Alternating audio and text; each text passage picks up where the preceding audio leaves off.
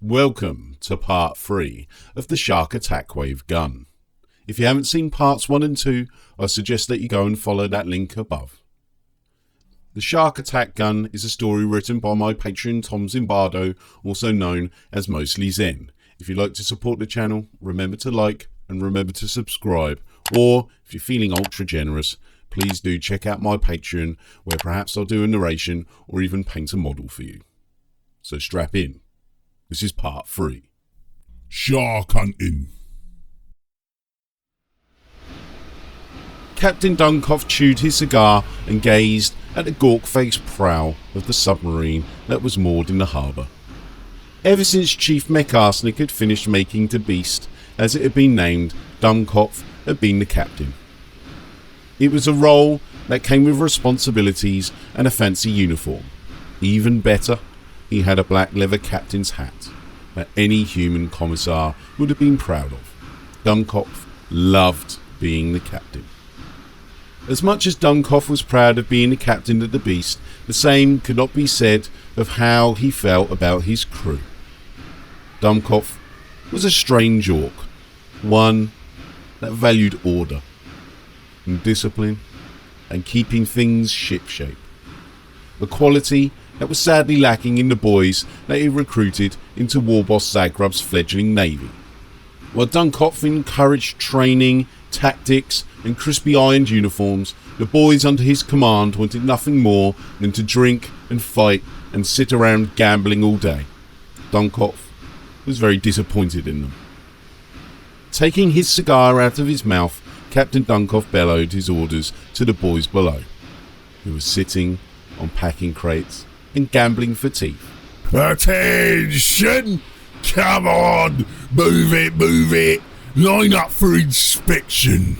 Duncalf watched as his bedraggled crew grudgingly got up from their dice game and half stood, half slouched to attention. He could see that their navy uniforms were covered in food stains and that their weapons had not been polished in quite some time. The boys muttered and grumbled amongst themselves, and one of them farted, causing raucous laughter. Right, you horrible lot! He shouted at them as he slowly walked down the line. We has got an important mission.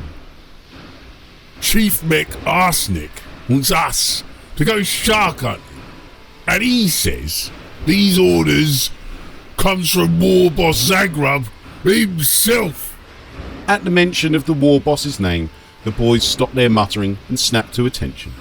All the boys in the clan knew about the wrath of Zagrub's power claw, and one of the crew was missing an arm from a time he had tried to correct the war boss's grammar. Duncalf smiled to himself. This would get the boys following orders. Captain, what exactly is shark hunting?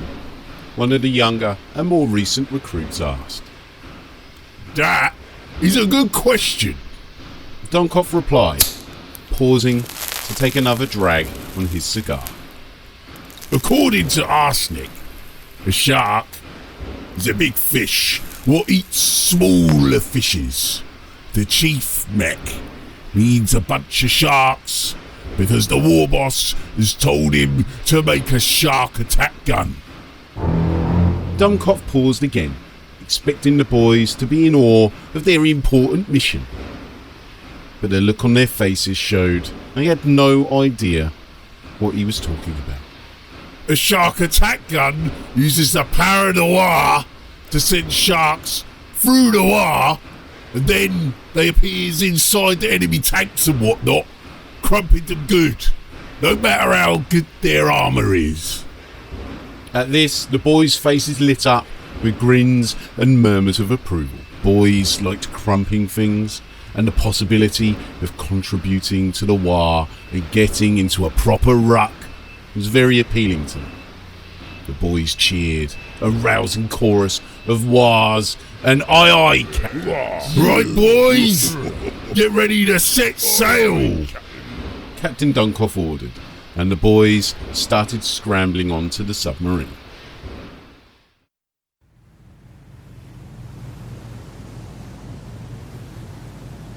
Midships Orc Shenny smiled to himself as he lit sticks of dynamite and tossed them into the ocean. Occasionally, he would toss one a little bit too close to the hole, and a resulting explosion would rock the beast from side to side, splashing and spraying Shenny and his crewmates with salt water.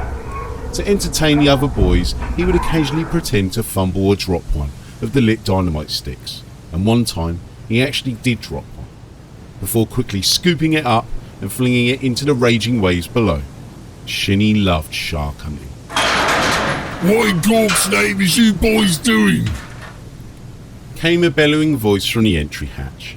Shenny's body stiffened at the sound of the captain's voice. Captain Duncoph did not sound amused.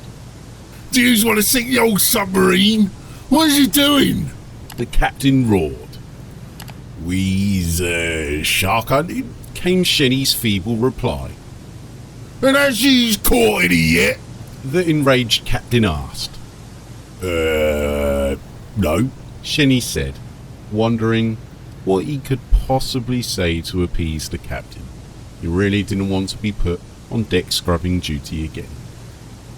Even if yous did catch a shark with dynamite, all you'd have is cold dead chunks.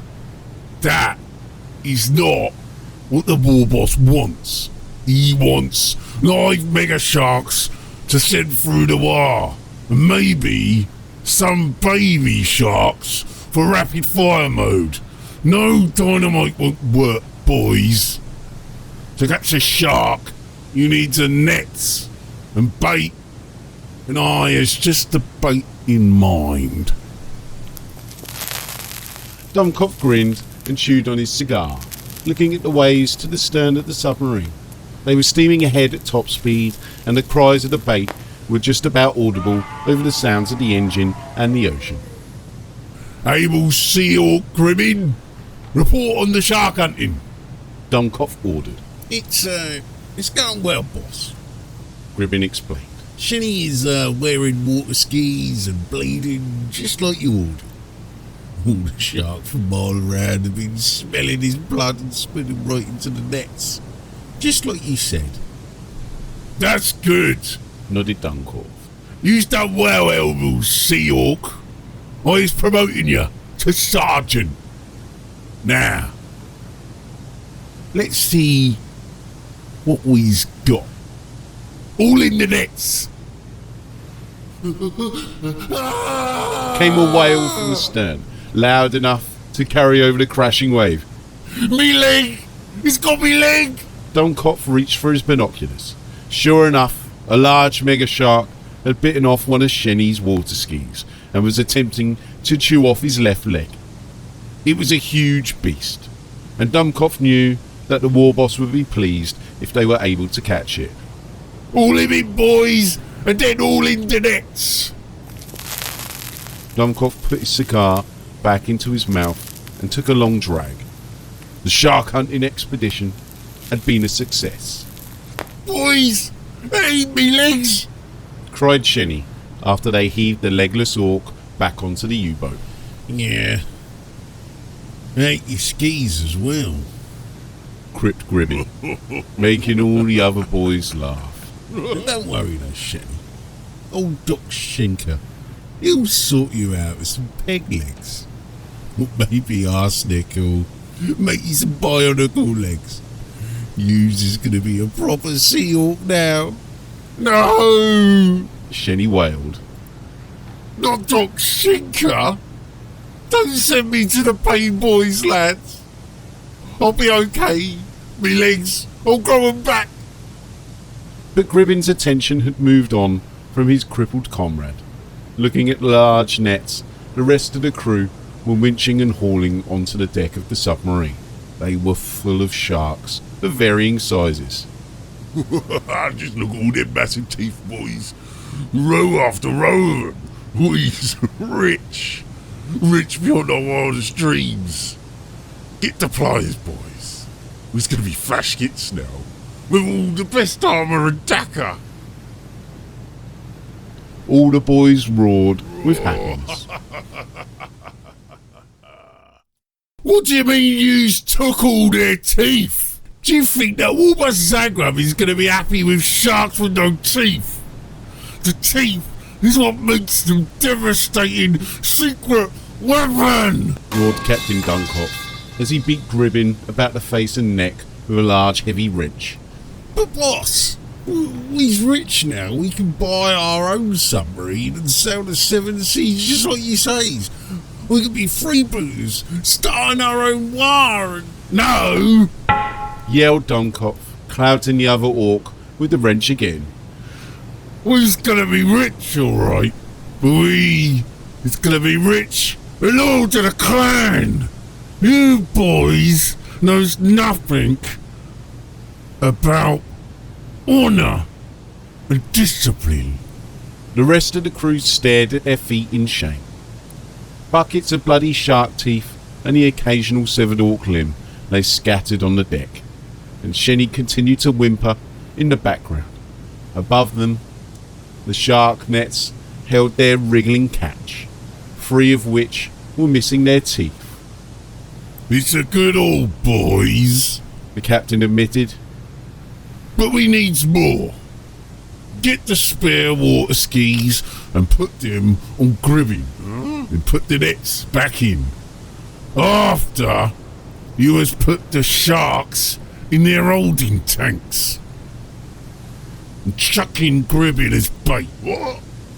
We've got more sharks to catch. It's me. It's Gribbin. Captain Duncroft grinned again. He pulled his captain hat more firmly onto his head. He was beginning to enjoy shark hunting. If you enjoyed that, remember to like and remember to subscribe. And if you want to hear part 4, let me know in the comments below. If you're feeling super generous, why not check out my Patreon or check out my Element Games list if 10 to 25% off Games Workshop products floats your boat. And until next time, Battle Brothers, may the Emperor protect you through Nurgle's Blight.